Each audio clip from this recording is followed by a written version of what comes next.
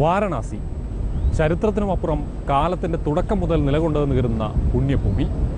വിശേഷണങ്ങൾക്കൊക്കെ അപ്പുറമാണ് വാരണാസി എന്ന കാശി. അതുപോലെ തന്നെ കാശിയിലെ ഇത്തവണത്തെ തെരഞ്ഞെടുപ്പ് പോരാട്ടവും സവിശേഷമാണ്. 16ാം ലോക്സഭാ തെരഞ്ഞെടുപ്പിലെ ഏറ്റവും വലിയ പോരാട്ടം നടക്കുന്ന മണ്ണിലേക്ക് സ്വാഗതം.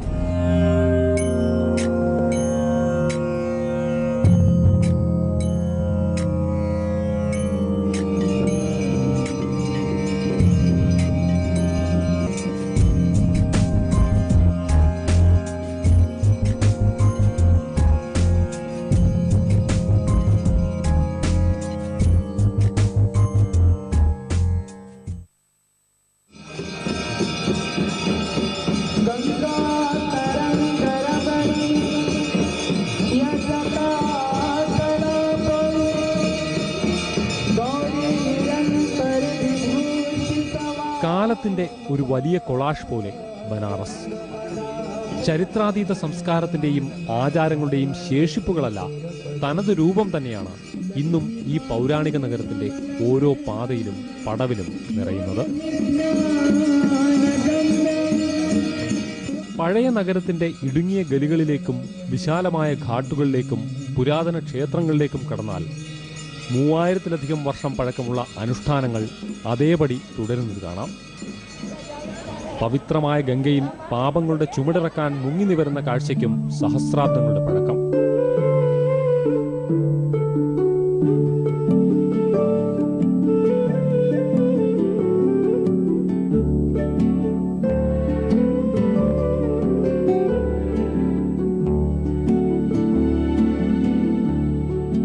ഗംഗയുടെ പോഷക നദികളായ വരുണയ്ക്കും അസ്സിക്കുമിടയിലുള്ള ഭൂഭാഗമാണ് വാരണാസി. കാലം ചലിച്ചു തുടങ്ങിയപ്പോൾ ശ്രീപരമേശ്വരനും ശ്രീപാർവതിയും നിലയുറപ്പിച്ചത് ഈ മണ്ണിലെന്നാണ് വിശ്വാസം. കാശിയുടെ സൃഷ്ടാവ് തന്നെ പരമശിവനാണെന്നും ഐതിഹ്യം.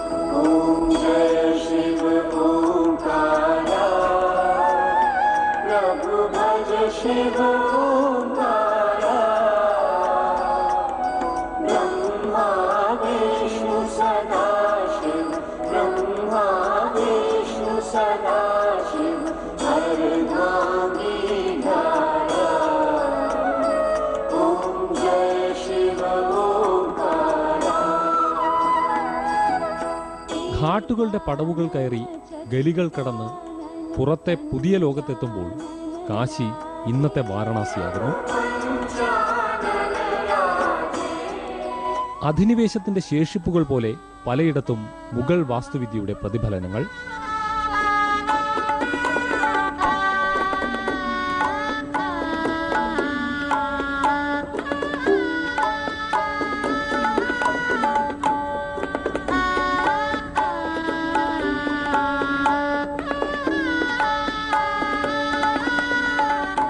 വീതി കുറഞ്ഞ തെരുവുകൾ നിറയെ തീർത്ഥാടകരും വിനോദസഞ്ചാരികളും അടക്കമുള്ള ജനസഞ്ചയം.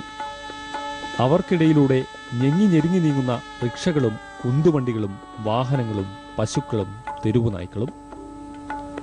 പാതയോരങ്ങളിൽ നിറയുന്ന മാലിന്യം. വൈകുന്നേരമായാൽ വാരണാസിയുടെ റോഡുകൾ അരാജകത്വത്തിന്റെ പ്രതീകമാകും.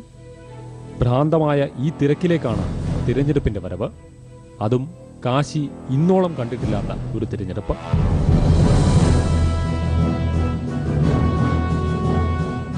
അഞ്ച് വർഷം മുമ്പ് വരെ വാരണാസിയിലെ തെരഞ്ഞെടുപ്പുകൾക്ക് പതിവിൽ കവിഞ്ഞ പ്രാധാന്യമൊന്നും ഉണ്ടായിരുന്നില്ല. എന്നാൽ ഇക്കുറി രാജ്യത്തിൻ്റെ എന്നല്ല ലോകത്തിൻ്റെ തന്നെ ശ്രദ്ധ ഈ ക്ഷേത്ര നഗരത്തിലാണ്. BJPയുടെ പ്രധാനമന്ത്രി സ്ഥാനാർത്ഥി നരേന്ദ്രമോദിയും രാജ്യത്തിൻ്റെ രാഷ്ട്രീയ ചിന്ത തന്നെ മാറ്റിമറിച്ച അരവിന്ദ് കെജ്രിവാളും ഏറ്റുമുട്ടുമ്പോൾ ഫലം എന്തായാലും അത് ചരിത്രമാകുമെന്ന് ഉറപ്പ്.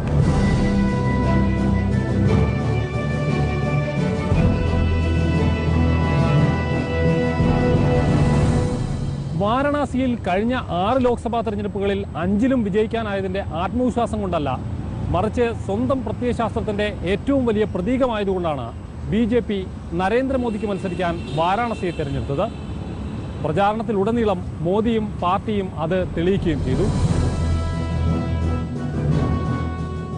അധികാരത്തിലേക്കുള്ള BJPയുടെയും നരേന്ദ്രമോദിയുടെയും വഴിയിൽ ഏറ്റവും നിർണായകം ഉത്തർപ്രദേശിന്റെ മനസ്സാണ്. അത് കീഴടക്കാൻ പാർട്ടി കണ്ട വഴി പലകുറി പരീക്ഷിച്ച ഹിന്ദു വികാരവും സാമുദായിക ധ്രുവീകരണവും തന്നെയായിരുന്നു. ആ ലക്ഷ്യം മുൻനിർത്തിയാണ് നരേന്ദ്രമോദിയെ യു-പിയിൽ മത്സരിപ്പിക്കാൻ ബി.ജെ.പി. തീരുമാനിച്ചത്. പ്രധാനമന്ത്രി സ്ഥാനാർത്ഥിയുടെ മത്സരം ഹിന്ദുക്കളുടെ ഏറ്റവും വലിയ പുണ്യനഗരമായ കാശിയിൽ തന്നെയാകുമ്പോൾ ഉത്തർപ്രദേശിലെ മാത്രമല്ല ഉത്തരേന്ത്യയിലെ മുഴുവൻ അണികളെയും അനുഭാവികളെയും ഉത്തേജിപ്പിക്കാൻ കഴിയുമെന്ന് അവർ കണക്കുകൂട്ടി. അങ്ങനെ വഡോദരയ്ക്ക് പുറമെ വാരണാസിയിലും മോദി സ്ഥാനാർത്ഥിയായി.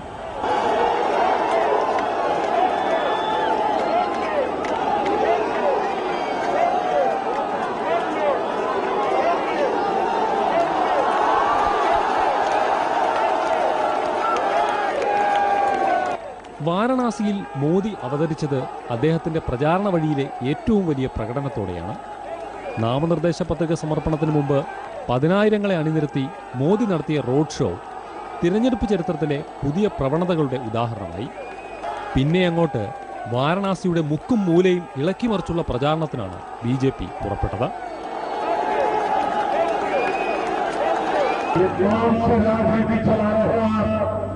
ये कौन सी नफरत की राजनीति चला रहे हैं? और इसलिए मेरे भाई बहनों, देश में लोकतंत्र में नफरत की राजनीति को जगह नहीं होती है.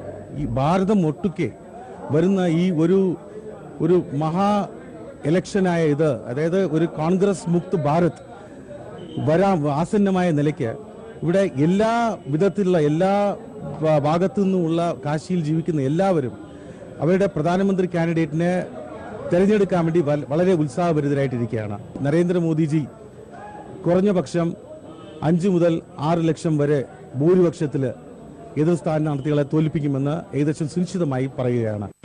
വാരണാസിയിൽ നരേന്ദ്രമോദിയുടെ വിജയം ഈ ലോക്സഭാ തെരഞ്ഞെടുപ്പിൽ ബി.ജെ.പിയുടെ ഏറ്റവും വലിയ അഭിമാന പ്രശ്നമാണ്.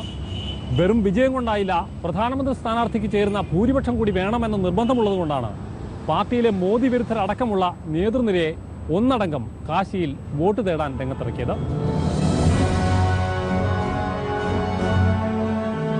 പ്രധാനമന്ത്രി സ്ഥാനാർത്ഥിയും ബി.ജെ.പിയുടെ താരപ്രചാരകനുമൊക്കെയാണെങ്കിലും വാരണാസിയിൽ നരേന്ദ്രമോദി പല വെല്ലുവിളികളും നേരിടുന്നുണ്ട്. അതിൽ പ്രധാനം കഴിഞ്ഞ 5 വർഷം ഇവിടെ MP ആയിരുന്ന മുരളി മനോഹർ ജോഷിയോടുള്ള ജനങ്ങളുടെ അതിർത്തിയാണ്.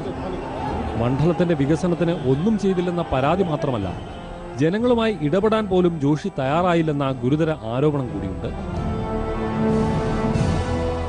करे तो बहुत बड़े लीडर बीजेपी के थे जोशी जी, जो मोदी जी से भी बड़े लीडर थे जब आज से 5 साल पहले, और उन्होंने जो बनारस का हाल किया सबसे किसी से छुपा नहीं है. मेरे ख्याल से बीजेपी ने भी ये रियलाइज़ किया होगा कि अगर उनको रिपीट करेंगे तो बहुत बुरी हार होगी. അതേസമയം മുരളി മനോഹർ ജോഷിയെ വാരണാസിയിൽ നിന്ന് ഒഴിവാക്കിയ രീതിയോട് മുതിർന്നവർക്ക്, പ്രത്യേകിച്ച് ജോഷി ഉൾപ്പെട്ട ബ്രാഹ്മണ സമുദായത്തിലെ മുതിർന്ന അംഗങ്ങൾക്ക് ശക്തമായ പ്രതിഷേധമുണ്ട്. ഈ അതിർത്തി തെരഞ്ഞെടുപ്പിൽ മോദിക്കെതിരെ വോട്ടാകാതിരിക്കാൻ കൊണ്ടുപിടിച്ച ശ്രമത്തിലാണ് ബി.ജെ.പി. നേതൃത്വം. തിരഞ്ഞെടുക്കപ്പെട്ടാൽ MP പ്രധാനമന്ത്രിയാകുമെന്ന പ്രചാരണമാണ് ഇവിടെ പാർട്ടിയുടെ തുരുപ്പുചീട്ട്. ഒപ്പം മോദിയുടെ ഗുജറാത്ത് വികസന മാതൃകയും.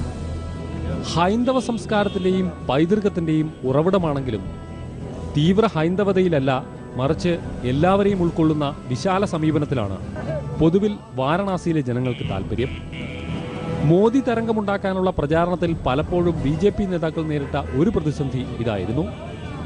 പ്രചാരണം നിരീക്ഷിക്കാനും നിയന്ത്രിക്കാനും വാരണാസിക്ക് പുറത്തുനിന്ന് ആളെ എത്തിക്കാൻ മോദിയെ പ്രേരിപ്പിച്ചതും ഇത്തരം ചില ആശങ്കകളുടെ പേരിൽ തന്നെ.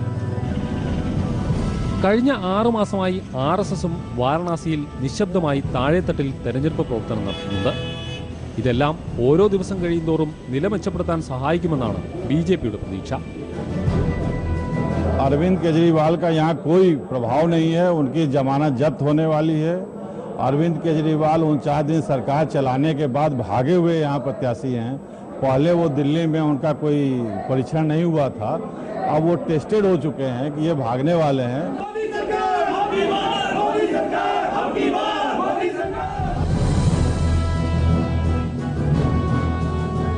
പ്രചാരണത്തിന്റെ അവസാന ഘട്ടത്തിൽ വാരണാസിയിൽ കിട്ടുന്ന വിഷയങ്ങളെല്ലാം വിവാദമാക്കാനും ആയുധമാക്കാനും ബി.ജെ.പി. ശ്രമിക്കുന്നത് കണ്ടു. അതിലൊന്നായിരുന്നു വാരണാസിയിൽ മോദിയുടെ പ്രചാരണ റാലിക്ക് അനുമതി നിഷേധിച്ചതിന്റെ പേരിൽ തെരഞ്ഞെടുപ്പ് കമ്മീഷനുമായുണ്ടായ ഏറ്റുമുട്ടൽ.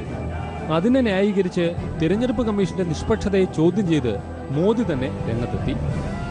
ഒടുവിൽ പോളിംഗ് ബൂത്തിലേക്ക് നീങ്ങുമ്പോൾ വാരണാസിയെ ഒട്ടൊക്കെ ഇളക്കിമറിക്കാൻ മോദിക്കും പാർട്ടിക്കും കഴിഞ്ഞു. എന്നാൽ ഇതിൽ എത്ര വോട്ടാകും എന്നാണ് അറിയേണ്ടത്.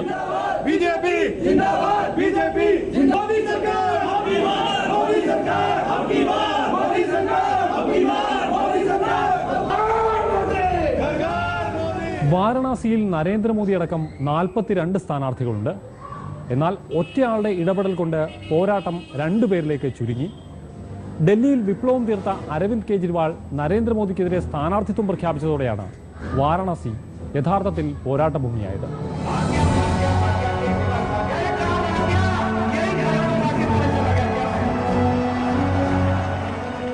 വാരണാസിയിലെ മെഹമൂർഗഞ്ച് ശിവാജി നഗർ കോളനിയിലെ ഈ വീടാണ് ആം ആദ്മി പാർട്ടിയുടെ തിരഞ്ഞെടുപ്പ് കാര്യാലയം. ഉത്തർപ്രദേശിലെ 80 സീറ്റുകളിലും AAP മത്സരിക്കുന്നുണ്ട്. എന്നാൽ നേതൃത്വത്തിന്റെ മുഴുവൻ ശ്രദ്ധയും ഇപ്പോൾ വാരണാസിയിൽ തന്നെ. പാർട്ടി അധികാരം പിടിച്ച ഡൽഹി നിയമസഭാ തെരഞ്ഞെടുപ്പ് കാലത്ത് അവിടുത്തെ പാർട്ടി ആസ്ഥാനത്ത് കണ്ട അതേ ദൃശ്യങ്ങൾ തന്നെയാണ് ഇവിടെയും. ചുറുചുറുക്കുള്ള യുവാക്കൾ ഓരോ നിമിഷത്തെയും തന്ത്രങ്ങൾ ചർച്ച ചെയ്യുന്നു, പിഴവുകൾ തിരുത്തുന്നു, പുതിയവരെ ഒപ്പമെത്തിക്കുന്നു. പാർട്ടിക്ക് കാര്യമായ സംഘടനാ സംവിധാനമില്ലാത്ത വാരണാസിയിൽ ആ കുറവ് നികത്തുന്നത് മറ്റിടങ്ങളിൽ നിന്നെത്തിയ ഈ വളണ്ടിയർമാരാണ്.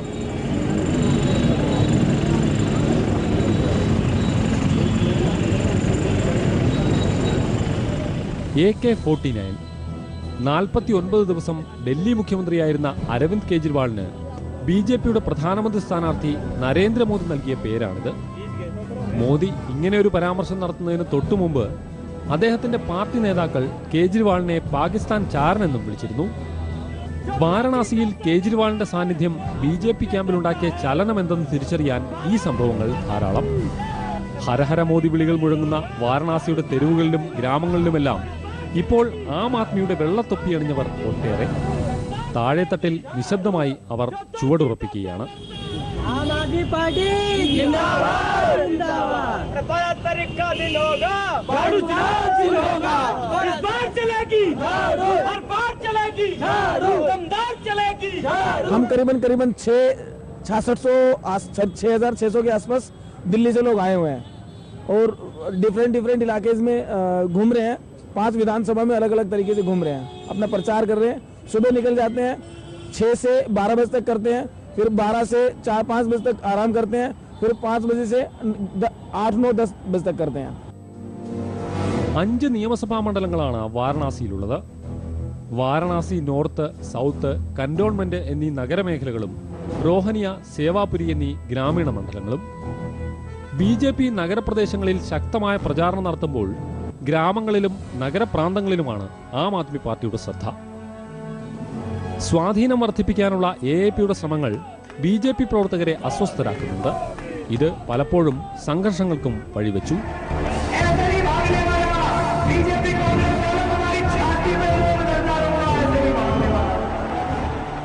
निश्चित रूप से हम लोग यहाँ चुनाव जीत रहे हैं बनारस के अंदर और नरेंद्र मोदी चुनाव हारेंगे. इसी के कारण हताश होकर आज बीजेपी के कार्यकर्ता हमारे लोगों के ऊपर हमले कर रहे हैं. आए दिन कोई न कोई घटनाएं घटित हो रही हैं. कहीं किसी का सर तोड़ दिया जा रहा है, किसी का हाथ तोड़ दिया जा रहा है. तो जो व्यक्ति जनता के ऊपर यकीन रखता है, the person who believes in democracy, वो मारपीट लड़ाई झगड़े के रास्ते को नहीं अपनाता. I think Narendra Modi have know believe in democracy. That's why there party worker and Amit Shah doing a conspiracy here in Varanasi, and all these attacks are managed by them. അഴിമതി വിരുദ്ധ മുദ്രാവാക്യങ്ങളും നരേന്ദ്രമോദിയുടെ വികസനവാദത്തിലെ പൊള്ളത്തരങ്ങളുമാണ് AAPയുടെ പ്രധാന ആയുധങ്ങളെങ്കിലും വാരണാസിയിൽ പ്രായോഗിക രാഷ്ട്രീയത്തിലെ പല അടവ് നയങ്ങളും അവർ കാര്യമായി തന്നെ പരീക്ഷിക്കുന്നുണ്ട്. മത, ജാതി, സമുദായങ്ങളെ ലക്ഷ്യമിട്ടുള്ള പ്രചാരണം ഇതിന്റെ ഭാഗമാണ്. മുസഫർ നഗർ കലാപമുണ്ടാക്കിയ ധ്രുവീകരണത്തിന് ശേഷം ഉത്തർപ്രദേശിലെ മറ്റിടങ്ങളിലെ പോലെ വാരണാസിയിലും മുസ്ലിം സമുദായം ആശങ്കയിലാണ്. 17 ലക്ഷം വോട്ടർമാരുള്ള മണ്ഡലത്തിൽ 4 ലക്ഷത്തോളം മുസ്ലിങ്ങളുണ്ട്. സമാജ്വാദി പാർട്ടിയിൽ വിശ്വാസം നഷ്ടപ്പെട്ടെന്ന് സമ്മതിക്കുന്ന അവർ പക്ഷേ കോൺഗ്രസിനോടും ചായ്വ് കാണിക്കുന്നില്ല. ഇവിടെയാണ് ആം ആദ്മി പാർട്ടി പ്രതീക്ഷ വയ്ക്കുന്നത്.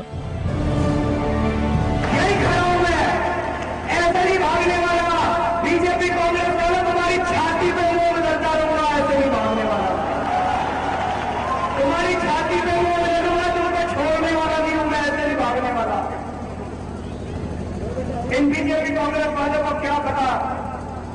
क्या होता है।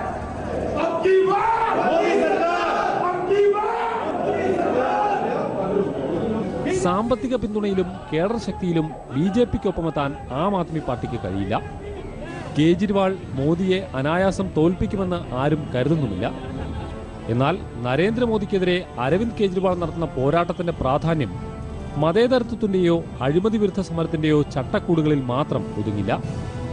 അസാധ്യമെന്ന് കരുതുന്ന കാര്യങ്ങൾ സാധ്യമാക്കാൻ കെൽപ്പുള്ള ഒരു സംഘടനയായി സ്വന്തം പാർട്ടിയെ മാറ്റിയെടുക്കാനും ദേശീയ തലത്തിൽ കൂടുതൽ ഉയരങ്ങൾ കീഴടക്കാനും കേജ്രിവാളിന് കഴിഞ്ഞുവെന്നതാണ് ഈ മത്സരത്തിന്റെ യഥാർത്ഥ ഫലം. വാരണാസിയിലെ തെരഞ്ഞെടുപ്പ് ഫലം ഒരുപക്ഷെ തോൽവിയാണെങ്കിൽ പോലും ഇക്കാര്യത്തിൽ മാറ്റം വരുന്നില്ല.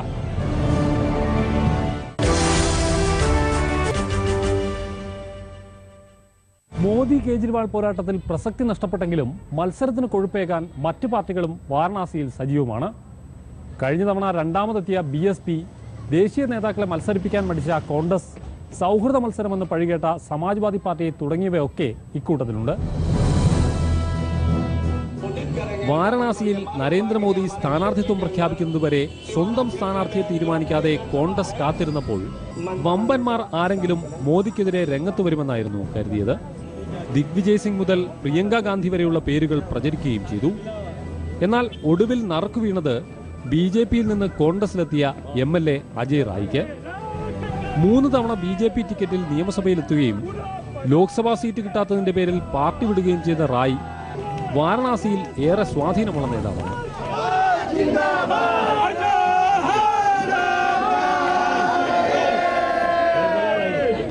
और इस बार का बनारस का चुनाव हर बार से अलग है, क्योंकि इसके पहले जो भी चुनाव हुए हैं वो एक सांसद के लिए होते रहे, इस बार भी सांसद के होंगे, पर ये सांसद का चुनाव पूरे देश की तस्वीर तय करेगा, तकदीर तय करेगा. കഴിഞ്ഞ തവണ മുരളി മനോഹർ ജോഷിക്ക് പിന്നിൽ രണ്ടാമതെത്തിയ BSP സ്ഥാനാർത്ഥി മുക്താർ അൻസാരി ഇപ്പോൾ കൊലക്കേസിൽ ജയിലിലാണ്. അതും അജയ് റായിയുടെ സഹോദരനെ കൊന്ന കേസിൽ. BSP വിട്ട് സ്വന്തം പാർട്ടി ഉണ്ടാക്കിയ അൻസാരി ഇപ്പോൾ അജയ് റായിയെ പിന്തുണയ്ക്കുന്നുവെന്ന വൈരുദ്ധ്യം കൂടിയുണ്ട്. അൻസാരിയുടെ പിന്തുണ കോൺഗ്രസ് നിരാകരിച്ചിട്ടുമില്ല. എന്നാൽ അജയ് റായ് ഉൾപ്പെട്ട ഭൂമിഹാർ സമുദായത്തെ ഇത് ചുടിപ്പിച്ചിട്ടുണ്ട്. മുസ്ലിം സമുദായം പൂർണ്ണമായി അൻസാരിക്കൊപ്പമില്ല എന്നതും കോൺഗ്രസിന്റെ തലവേദന കൂട്ടുന്നു.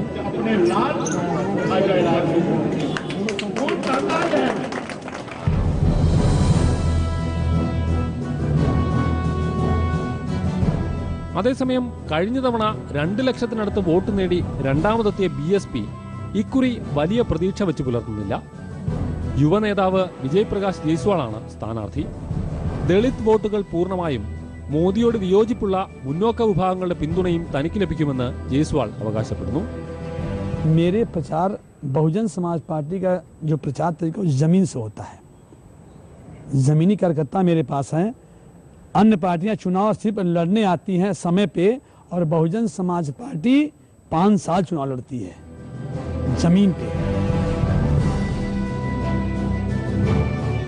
സമാജ്വാദി പാർട്ടി പക്ഷേ മത്സരത്തിന് പോലുമില്ലെന്ന് പ്രഖ്യാപിച്ചതുപോലെയാണ് പ്രചാരണം. സ്ഥാനാർത്ഥി കൈലാഷ് ചൗരസിയെ മണ്ഡലത്തിൽ കണ്ടെത്താൻ തന്നെ പ്രയാസം.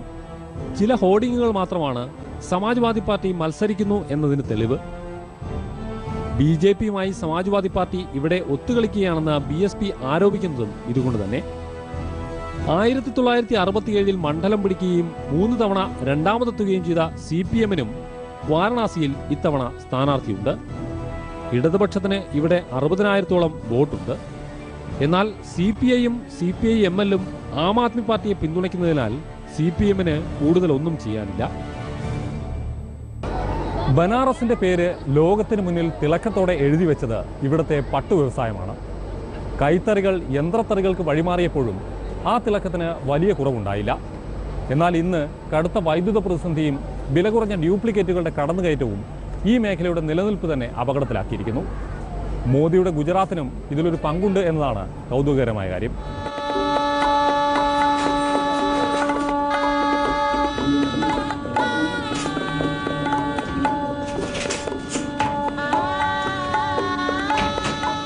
ബനാറസ് പട്ട്. ശ്രീബുദ്ധൻ സമാധിയായപ്പോൾ ഭൗതിക ശരീരം പൊതിഞ്ഞു വെച്ചത് ബനാറസ് പട്ടിലാണെന്ന് ഐതിഹ്യം. പാരമ്പര്യവും മഹത്വവും മാത്രമല്ല, സൗന്ദര്യത്തിലും നിലവാരത്തിലുമെല്ലാം ഉന്നതമാണ് ഇന്ത്യയുടെ അഭിമാനമായ ഈ പട്ടുവസ്ത്രങ്ങൾ. ബനാറസ് പോലെ ലോകമെങ്ങും അതിൻ്റെ പട്ടും പുകൾപെറ്റു. പക്ഷേ കലണ്ടറിൽ താളുകൾ മറിയുമ്പോൾ ബനാറസ് പട്ട് ഓർമ്മയാവുകയാണ്. വാരണാസിയിലെ പട്ടു വ്യവസായം നൂറ്റാണ്ടുകൾ പിന്നിട്ട ചരിത്രത്തിലെ ഏറ്റവും വലിയ പ്രതിസന്ധിയിൽ. ഒരു പതിറ്റാണ്ട് മുമ്പ് വരെ ബനാറസിൽ 100,000-ഓളം കൈത്തറികൾ പ്രവർത്തിച്ചിരുന്നു. എന്നാൽ ഇപ്പോൾ ഇവിടെ കൈത്തറികൾ കണ്ടെത്താൻ തന്നെ പ്രയാസം.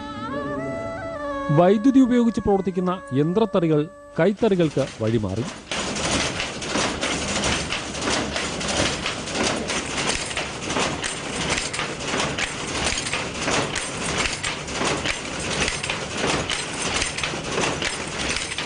പക്ഷേ അവയും മെല്ലെ നിശ്ചലമാവുകയാണ്.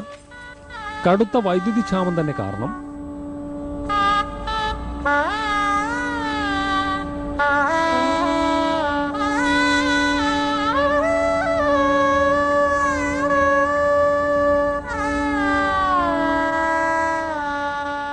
अगर बिजली देती है कोई बुनकर को कोई सहायता नहीं चाहिए, बिजली के अलावा कोई सहायता नहीं चाहिए।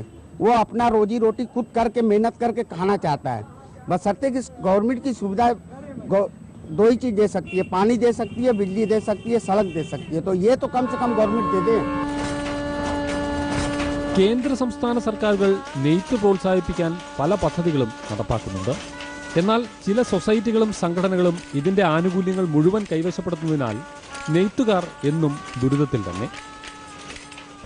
नेताओं का वादा बस सब वादे तक है, कोई सपोर्ट पहुंचता नहीं यहाँ तक। जो भेजते भी आगे से तो वो बीच में ख़त्म हो जाता है, यहाँ कोई योजना पहुंचता नहीं हमारे तक. അഖീൽ അൻസാരിയെ പോലെ ഇപ്പോഴും കൈത്തറിയെ കൈവിടാത്തവരുടെ അവസ്ഥ കൂടുതൽ കഷ്ടമാണ്. ഒരു സാരി നെയ്തെടുക്കാൻ ചുരുങ്ങിയത് 10 ദിവസമെങ്കിലും വേണം. വയ്യാതായാൽ പലപ്പോഴും ദിവസങ്ങളുടെ എണ്ണം കൂടും. ഈ സാരിക്ക് 10,000 മുതലാണ് വില. എന്നാൽ അൻസാരിക്ക് കിട്ടുന്നതാകട്ടെ ദിവസം 100 രൂപ കൂലി മാത്രവും. महंगाई बहुत अधिक बढ़ गया है, आमदनी हम लोगों को बहुत घट गया है और आज खर्च चलाने में बहुत दिक्कत परेशानी हो जाती है. ചൈനയിൽ നിന്നുള്ള വില കുറഞ്ഞ നൂലിൻ്റെയും ഗുജറാത്തിലെ സൂറത്തിലുള്ള മില്ലുകളിൽ നെയ്യുന്ന കൃത്രിമ പട്ടിൻ്റെയും കടന്നുകയറ്റം ബനാറസ് പട്ടു വ്യവസായത്തിൻ്റെ അടിത്തറ തന്നെ തകർക്കുമ്പോൾ സഹായിക്കാൻ ആരുമില്ലാതെ പകച്ചു നിൽക്കുകയാണ് ഇവിടത്തെ നെയ്ത്തുകാർ. തിരഞ്ഞെടുപ്പിൽ സ്ഥാനാർത്ഥികൾ നൽകുന്ന വാഗ്ദാനങ്ങൾ കേട്ട് കോരിത്തരിക്കാനൊന്നും അനുഭവം ഇവരെ പ്രേരിപ്പിക്കുന്നില്ല. അതുകൊണ്ട് തന്നെ പാരമ്പര്യമായി കൈമാറി വരുന്ന ഈ കല മക്കളെ പഠിപ്പിക്കില്ലെന്നാണ് അവരുടെ തീരുമാനം. ഓരോ ദിവസവും ഗംഗാ ആരതി അവസാനിക്കുന്ന ഇടമാണിത്. ഉള്ളു നിറഞ്ഞ സംതൃപ്തിയോടെയാണ് ഇവിടെ എത്തുന്ന ഓരോ തീർത്ഥാടകനും മടങ്ങുന്നത്. തിരഞ്ഞെടുപ്പ് ആരതി അവസാനിക്കുമ്പോൾ വാരണാസി കീഴടക്കാനെത്തിയവരിൽ ആരുടെ മനസ്സ് നിറയും? അത് ഇന്ത്യൻ രാഷ്ട്രീയത്തിൽ എന്തെല്ലാം ചലനങ്ങളുണ്ടാക്കും? കാത്തിരിക്കാം.